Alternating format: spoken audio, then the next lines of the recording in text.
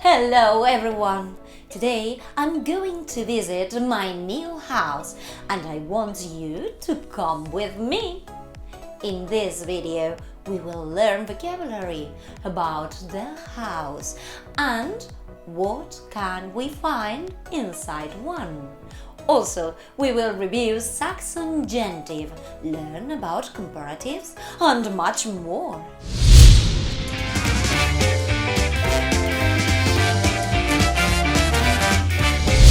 I want to show you my new house. When moving to a new place, we all know how we want it to be. Regarding to mine, I wanted it to have 2 bedrooms, a large kitchen, a living room, a complete bathroom and a toilet, and a balcony. So I searched a lot for a home with at least these requirements. First, I found a house in the countryside, but it was too big. I didn't need that much space. It had a garden, a big dining room with a fireplace. It was a mansion. Of course, it was too expensive, so I kept looking for an affordable home. Then I found a small flat. In fact, it was the smallest flat I've ever seen. It had just one room. It was big, but it didn't have any walls. I didn't like it either. It was so small and I don't like cooking next to the bed. Finally, I found the flat I wanted to show you.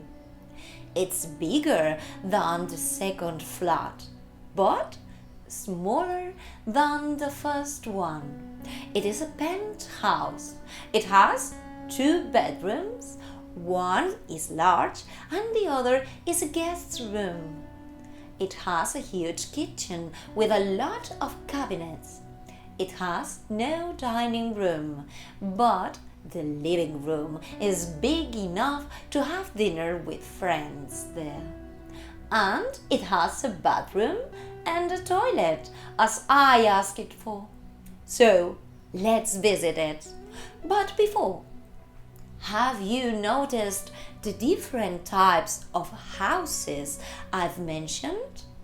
Does your house look like any of this? A flat? A mansion? A penthouse? And there are more. A cabin? A mobile home? A houseboat? Well, let's see mine. This is the living room. I have 2 couches, a TV and lots of shelves with my books collection. It is very spacious. This is the kitchen. It has lots of cabinets, a gas stove and of course a fridge. It's a big kitchen, but not as big as the living room. This is my bedroom. It has a large bed, more shelves and a bedside table. This is the bathroom. It has a bathtub, a toilet, a sink and a mirror. It is the smallest room in the house. I've not decided yet how to decorate my new house. I think I'll go to my friend's house to get some inspiration. Thank you for coming with me. Now we need to move to a different topic, Saxon genitive. I've used it a couple of times before. For example, I've spoken about my friend's house, my books collection. Saxon genitive is used to express possession. We form it with who owns a thing, apostrophe and is, and the thing. Some examples: Peter's house, Mariah's car. So it's the same Peter's house than the house of Peter? Well, No, it's a common mistake thinking we can always choose between Saxon genitive and of. But saying the car of Mariah is just wrong. We can't use the direct translation from Spanish or any other language to English. So, when do we use Saxon genitive? First element is a person. Same example as before. Peter's house. Peter is a person, so we use this form. First element is an animal, the cat's paws. First element is a country, city, village. Ondas castle is very nice. When do we use of? In any other situation, for example, we say the end of the film, not the film's end, because the owner, yes, in this case, the film is considered an owner, is not a person, an animal, or a city, country, or village. Some rules about Saxon genitive. If the first element ends with an S, we can write the apostrophe and S or just the apostrophe. For example, James' house is big, James' house is big. But if the first element is plural and it ends with an S, we put just the apostrophe. My parents' car. Some plurals are irregular and don't end with S. In these cases, we use the regular form apostrophe and S. Do you know any plural that doesn't end with S? There are a lot. For example, women, men, people, children.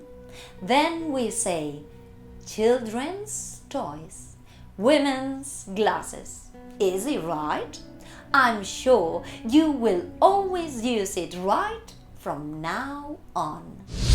So, let's move to another topic.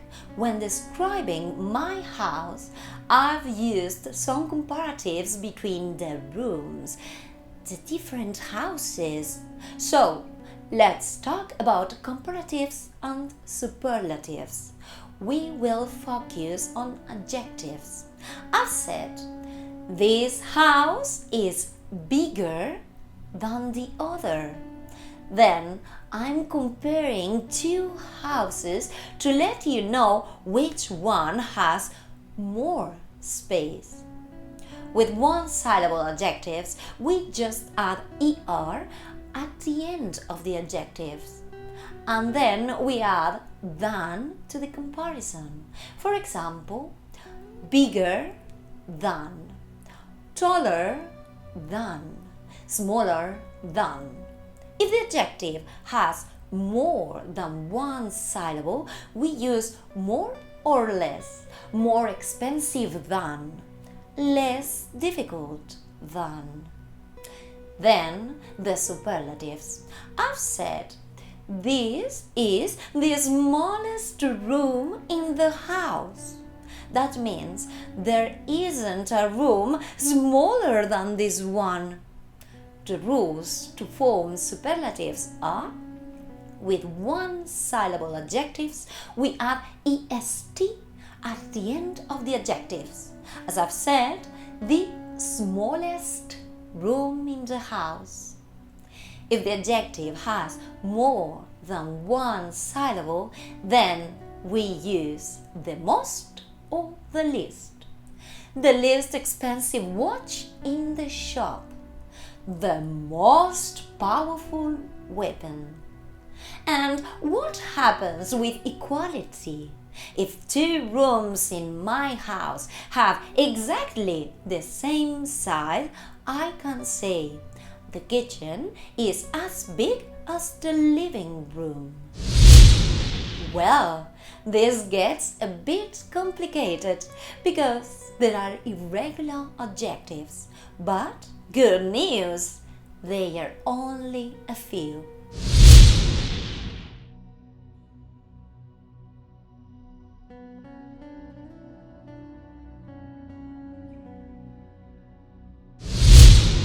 Well, we've reviewed a lot of topics in this video.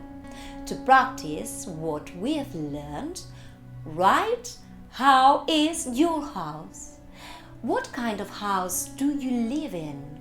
How many bedrooms does it have? Do you have a balcony or a terrace? You have more house-related vocabulary in the description.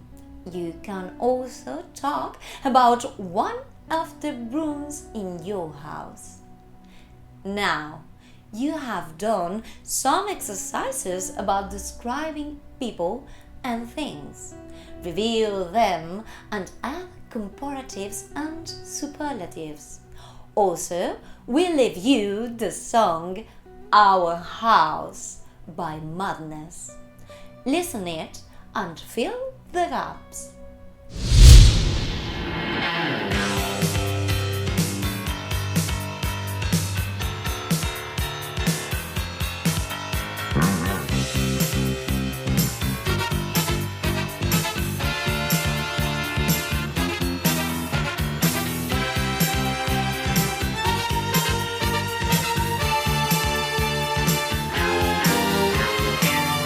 Father wears his Sunday best. Mother's tired, she needs a rest. The kids are playing up downstairs. Sister's sighing in her sleep. Brother's got a date to keep, he can't hang around. Our house in the middle of our street. Our house in the middle of our house, it has a crowd. There's always something happening and it's usually quite loud. Our mum, she's so house proud. Nothing ever slows her down and a mess is not allowed. Our house in the middle of our street. Our house in the middle of our house in the middle of our street. Something tells you that you've got to move in the middle of our. Father gets up late for work. Mother has to iron his shirt. Then she sends the kids to school, sees them off with a small kiss. She's the one they're going to miss in lots of ways.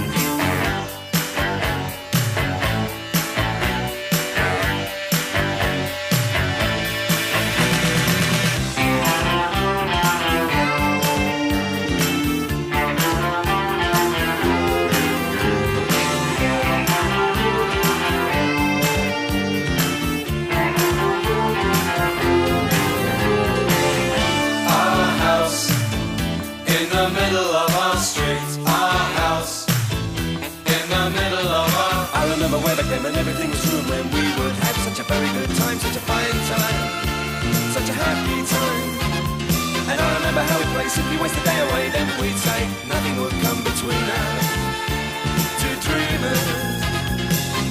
Father wears his Sunday best. Mother's tired, she needs a rest. The kids are playing up downstairs. Sister's sighing in her sleep. Brother's got a date to keep, he can't hang around. Our house in the middle of our street. Our house in the middle of our street. Our house in the middle of our street. Our house in the middle of our. See you in the next video. Stay safe and sound.